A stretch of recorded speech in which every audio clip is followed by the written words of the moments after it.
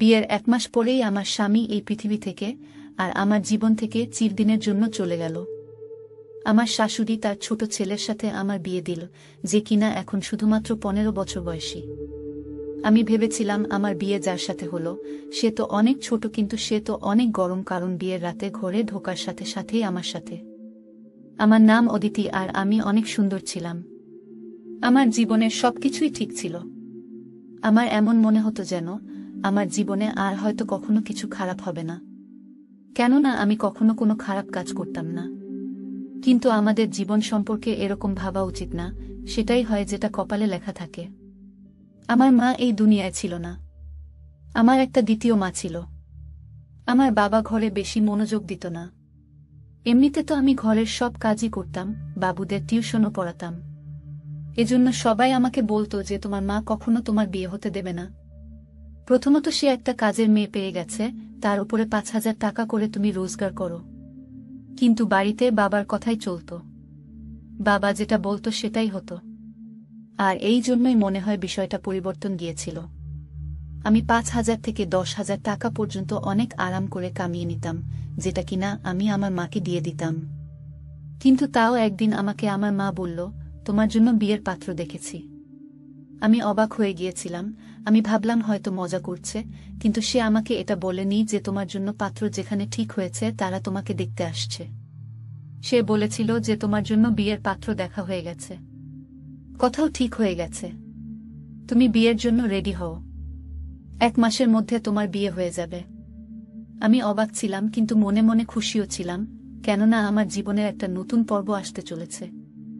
আমি তো মন থেকে এই কথাটা বের করেই দিয়েছিলাম যে আমার বিয়ে হবে, কেননা আমি ভাবতাম আমার মা কখনো আমার বিয়ে দিবে না। কিন্তু এখন এই সব কিছুই হচ্ছিল, এজন্য আমি অনেক খুশি ছিলাম। আর আমি হাসতে হাসতে বিয়ের জন্য রেডি হয়ে গেলাম। বিয়ের রাতে অনেক কিছু অদ্ভুত ঘটল। আমি তো আমার স্বামীকে দেখলামই না। আমাদের 2 জনকে একসাথে বসানো হলো, কিন্তু আমি নিচের দিকে তাকিয়েছিলাম। নতুন বউয়ের মধ্যে এত সাহস কোথা থেকে হবে যে সে মাথা উঠিয়ে আর মাথা ঘুরিয়ে নিজের স্বামীকে একবার দেখতে পায়? এই জন্য আমিও দেখিনি। এরপর যখন আমি ঘরে বসেছিলাম তখন আমি আমার স্বামীকে দেখলাম, আর আমি জানতে পারলাম যে সে অনেক সুন্দর আর একজন ভালো মানুষ ছিল। সে প্রথম দিনেই আমাকে অনেক সম্মান দিয়েছিল, আমার সাথে হাসি মজা করেছিল, আমাকে একটা উপহারও দিয়েছিল। তার বাড়িতে শুধু তার মা ছিল আর একটা ছোট ভাই ছিল। সে আমাকে বলেছিল যে আমার ছোট ভাই আমার বাবুর মতোই। তার বয়স যদিও 15 বছর, কিন্তু আমার জন্য তো সে তার থেকেও ছোট। কেননা সে যখন 2 বছরের ছিল তখন বাবা এই পৃথিবী ছেড়ে চলে গেল, আর সে বাবার জন্য অনেক মন খারাপ করে থাকত। এই জন্য বাবার জায়গা আমি নিলাম, আর রোজ রাতে আমি তাকে ঘুম পাড়াতাম। তখন থেকে সে আমার জন্য এমন যেন সে আমার নিজের বাবু। আমার স্বামীর ছোট ভাইয়ের নাম প্রতীক। আমার স্বামী বলল, তুমি সব সময় ওর খেয়াল রেখো। আমি বললাম, ঠিক আছে, তুমি চিন্তা করো না।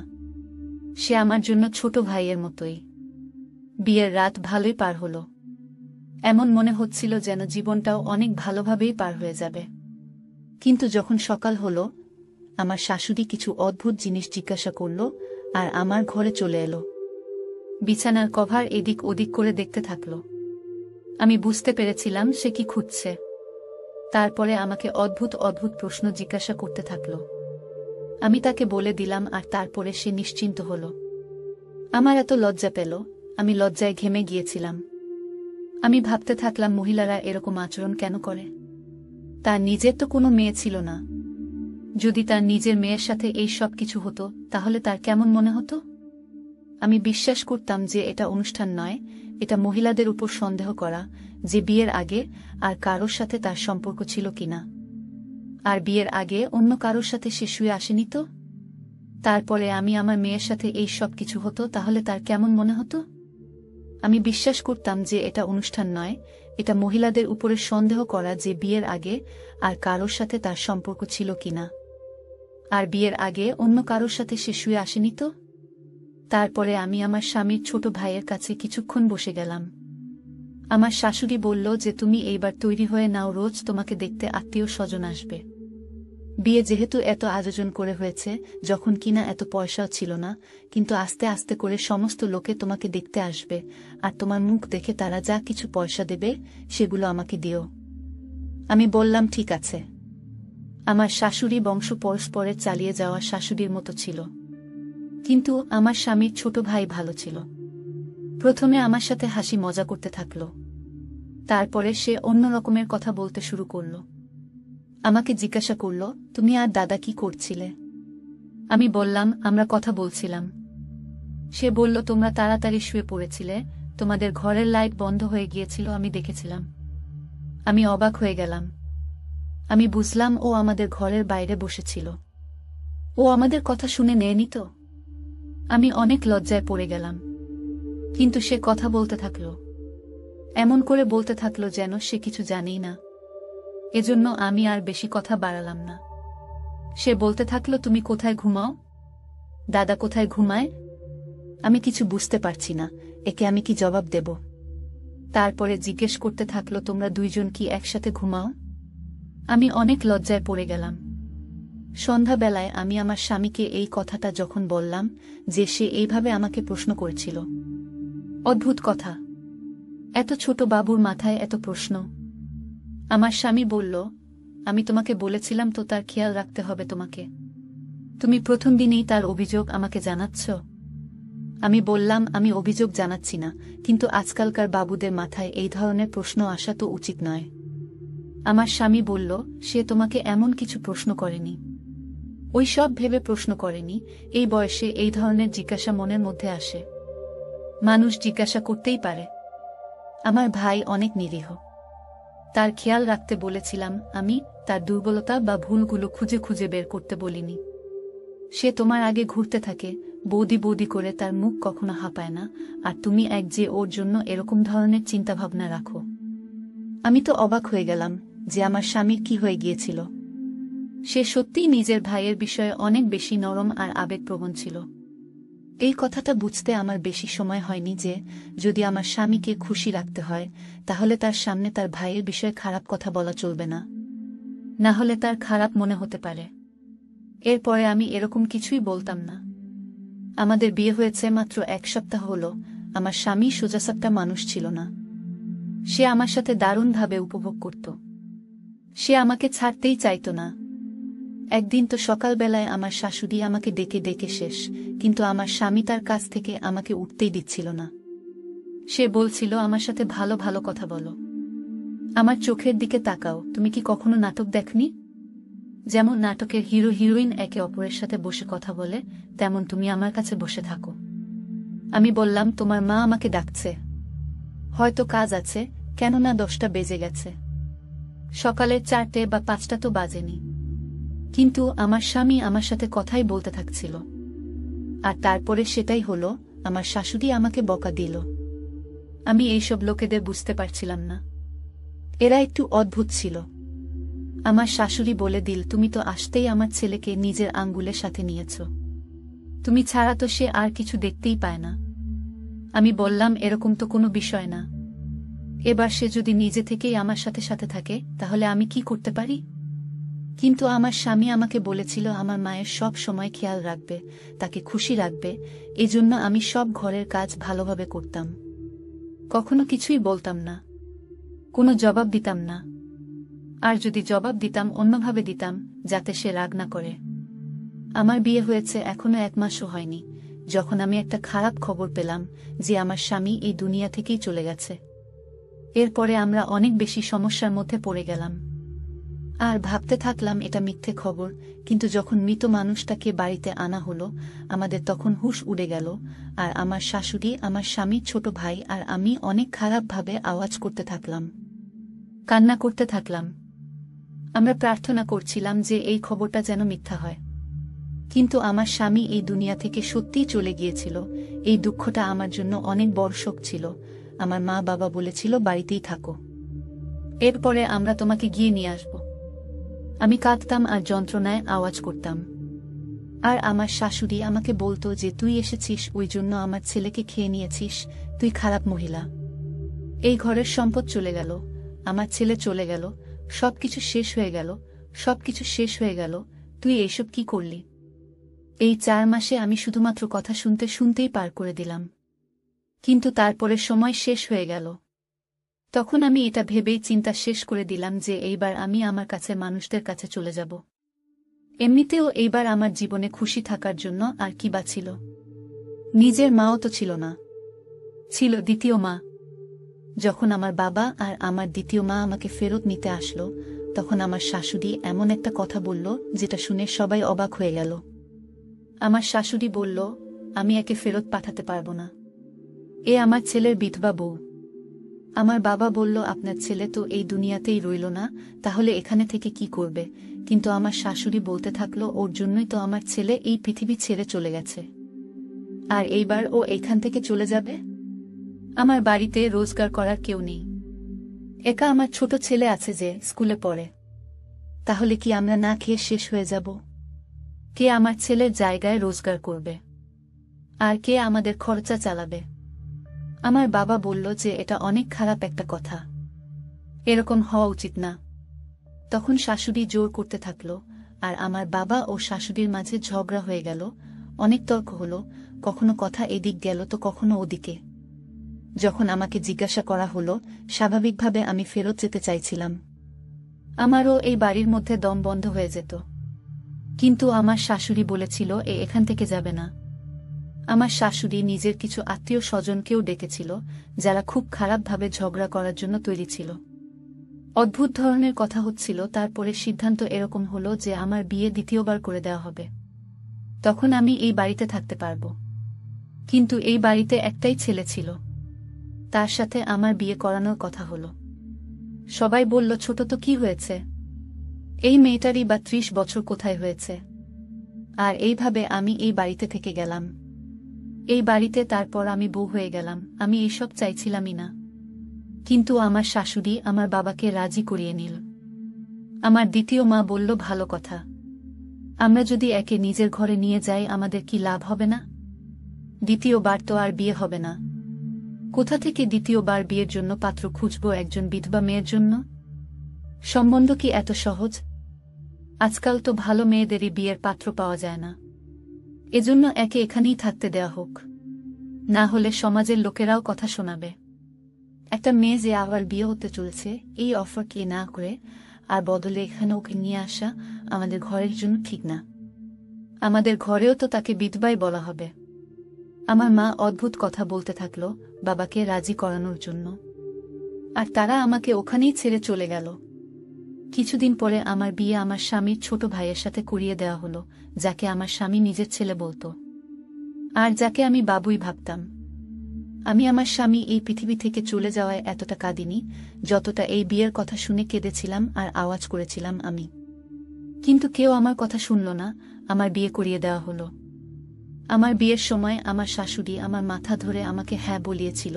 তারপরে আমি অভিমান করলাম, আমি আমার স্বামীর ছোট ভাইয়ের সাথে ঘরে যেতে চাই না। কিন্তু আমার শাশুড়ি আমার পেছনেই পড়ে গেল। সে বলল, আজকে বিয়ের পবিত্র রাত, আর তুই যদি ওই ঘরে না যাস তাহলে আবার কিছু হয়ে যাবে। আর তুমি কি আমার দ্বিতীয় ছেলেকেও শেষ করে দিতে চাও? কিন্তু তাও আমি গেলাম না। পরের দিন আমার শাশুড়ি আমাকে বলল, তোমাকে চাকরি করতে হবে। সে গ্রামে অনেকগুলো বাবুকে জড়ো করল, আর এইবার আমি রোজ 20 থেকে 30টা বাবুকে পড়াতে থাকলাম। আমার মাথা খারাপ হয়ে গিয়েছিল, আমি অনেক ক্লান্ত হয়ে যেতাম।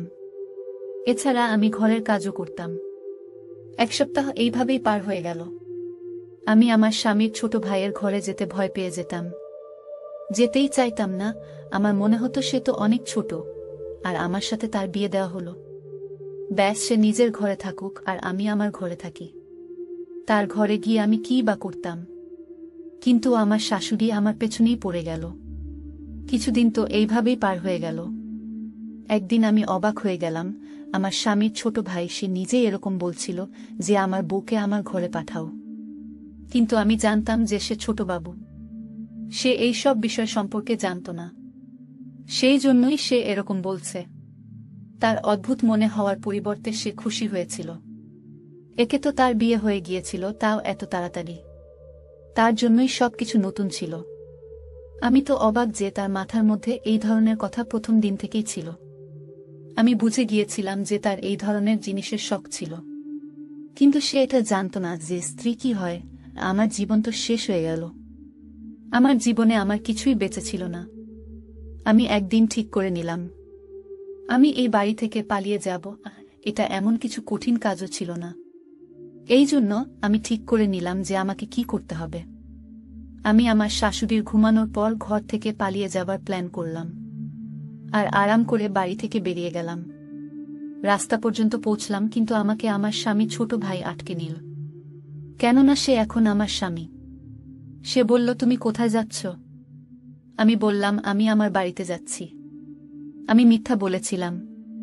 সে বলল, তুমি এত রাতে এইভাবে যেতে পারো না। যদি তুমি যেতে চাও, আমি কালকে তোমাকে নিয়ে যাব। আমি বললাম, তুমি বুঝতে পারছো না কেন আমি এখানে থাকতে চাই না। সে বলল, চিন্তা করো না, আমি তোমাকে সাহায্য করব। তুমি যা বলবে আমি তাই করব। তোমার কোনো সমস্যা হবে না, আমি তোমার খেয়াল রাখব। আমিও ঘর থেকে পালাতে চাইছিলাম না, কারণ পালিয়ে কোথায় যাব?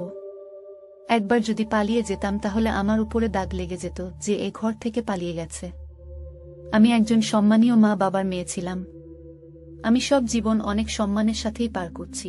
আমি মানলাম বাবা এইবার আমাকে অনেক বিরক্ত করেছে, কিন্তু আমি আমার মায়ের নাম কি করে বদনাম করতে পারি? আমি আবার কাঁদতে থাকলাম আর নিজের স্বামীর সাথে বাড়িতে চলে এলাম। আমি এরকম স্বামী চাইনি। আমার ইচ্ছাই করত না যে তাকে আমি আমার স্বামী বলি। সকালবেলা এই খবরটা আমার শাশুড়ির কাছে গেল, কিন্তু আমার স্বামীর ছোট ভাই সবকিছু সামলে নিল।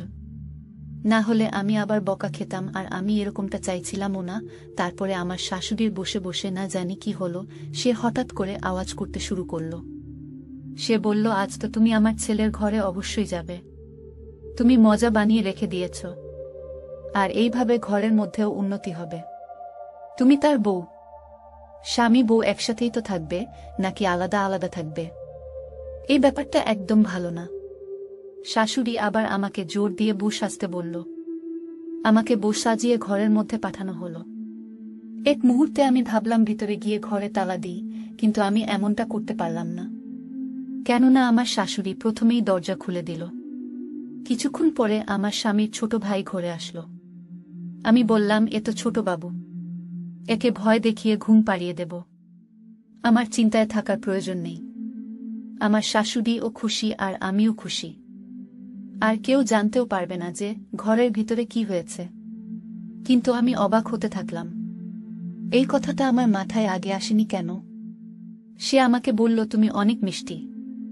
আমি বললাম, ঠিক আছে, তুমি এবার ঘুমিয়ে পড়ো। আর আমি মেকআপ উঠাতে শুরু করলাম। সে বলল, তোমাকে অনেক ভালো দেখাচ্ছে। আমি বললাম, আমি ভালো হই বা খারাপ এতে তোমার কোনো কাজ নেই, চুপ করে শুয়ে পড়ো। আমি তাকে শেষবার বললাম, কিন্তু বউয়ের মতো না, বরং তার মায়ের মতো করে তাকে বকে ঘুমিয়ে পড়তে বললাম। কিন্তু সে আমাকে অদ্ভুত চোখে দেখতে থাকল, যে রকমভাবে কেউ আমাকে দেখেনি। আমি বললাম, আমার মুখ কেন দেখছ? চুপচাপ ঘুমিয়ে যাও।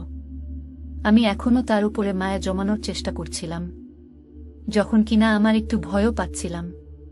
কিছুক্ষণ পরে সে আমার হাত ধরে নিল আর আমার মুখে মার দিয়ে দিল। আমি অবাক হয়ে গেলাম। সে বলল, তোমার কোনো শিক্ষা নেই যে নিজের স্বামীর সাথে কিভাবে কথা বলতে হয়? আমার ওপর তুমি আওয়াজ করছ, মূর্খ মহিলা। আমি বললাম, তুমি সবেমাত্র এই পৃথিবীতে এসেছ আর স্বামী হওয়ার জন্য কান্নাকাটি করছ। তুমি আমার স্বামী নও। সে বলল, আমার তো তোমাকে প্রথম দিন থেকেই পছন্দ ছিল। তুমি জানো তোমাকে পাবার জন্য আমি কি করেছি? নিজের বাবার মতো দাদাকে শেষ করে দিয়েছি, কেননা আমি তোমাকে পেতে চাইতাম। এটা শুনে আমার মন কেঁপে উঠল। সে নিজের দাদাকে নিজে শেষ করে দিয়েছে। সে বলল, আমি আমার দাদার মোটরসাইকেলের হ্যান্ডেল খুলে দিয়েছিলাম, যার জন্য সে একটু এগিয়ে তার হ্যান্ডেলের উপর থেকে নিয়ন্ত্রণ হারিয়েছিল, আর তার অ্যাক্সিডেন্ট হয়ে গেল। সবাই এটাই ভেবেছে সেটা একটা দুর্ঘটনা ছিল। সে দুনিয়া থেকে চলে গেল, যখন কিনা এটা একটা প্ল্যান ছিল। আমি অবাক হয়ে গেলাম যে সে আমার স্বামীকে করে দিল, আর এখন আমার স্বামী হয়ে আমার সামনে দাঁড়িয়ে আছে। এ কোনো নিরীহ বাবু নয়, এটা একটা শয়তান যে নিজের দাদাকে শেষ করে দিয়েছে। আর এর দাদা যে একে এত ভালোবাসত যে ওকে নিজের বাবুর মতো ভাবত। এই যুগ কি এতটা খারাপ হয়ে গেল? আমি তো কিছু বুঝতেই পারছিলাম না। আমি ওখান থেকে চলে যেতে চাইছিলাম, আওয়াজ করছিলাম।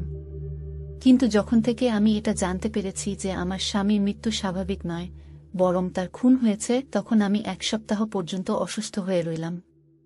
সবাইকে সবকিছু বললাম আওয়াজ করে করে। কেউ আমার কোনো কথাই শুনল না। সবাই বলল এরকমটা হতেই পারে না। সে তার ভাইকে কখনো শেষ করে দিতে পারে না। তুমি মিথ্যা বলছো, কারণ তুমি ওকে বিয়ে করতেই চাইছিলে না। আমার কাছে একটাই রাস্তা ছিল, আমি নিজেকে শেষ করে নিচ্ছিলাম। কিন্তু আমাকে কেউ শেষ হতে দিল না। আজও আমি এইভাবেই নিজের জীবন পার করছি। আমি বুঝতে পারছি না যে আমি কি করব। এরপর ভগবান আমাকে একটা মেয়ে দিল। আমি এটা ভেবেই ভালো ছিলাম যে আমার ভাগ্যই খারাপ, আমার মেয়ের কপালও খারাপ। কিন্তু আমার কপাল এতটা খারাপ ছিল না, কেননা আমার স্বামীর ছোট ভাইয়ের সাথেও সেটাই হলো, যেটা সে নিজের দাদার সাথে করেছিল। তার সাথে একটা দুর্ঘটনা হয়ে গেল, আর সে এই দুনিয়া থেকেই চলে গেল। এটা আমার শাশুড়ি মেনে নিতে পারল না, আর সেও এই পৃথিবী ছেড়ে চলে যান। তারপরে সব ঘরটা আমার হয়ে গেল। এবার আমি আমার মেয়ের সাথে থাকি, ছোট বাবুদের টিউশন পড়াই। আমার জীবন এইভাবেই পার হতে থাকল। আমি কখনো ভাবিনি আমার সাথে এত কিছু হয়ে যাবে, কিন্তু তাও এত কিছু হয়ে গেল। আমি আমার স্বামীকে অনেক মনে করি, তার কথা আমার অনেক মনে পড়ে। আর আজ যদি সে থাকতো তাহলে এত কিছু ঘটতো না। বন্ধুরা, আমাদের এই গল্পটি যদি ভালো হয়ে থাকে, লাইক, কমেন্ট, শেয়ার ও সাবস্ক্রাইব করে আমাদের পাশেই থাকবেন। ধন্যবাদ, সবাই ভালো থাকবেন।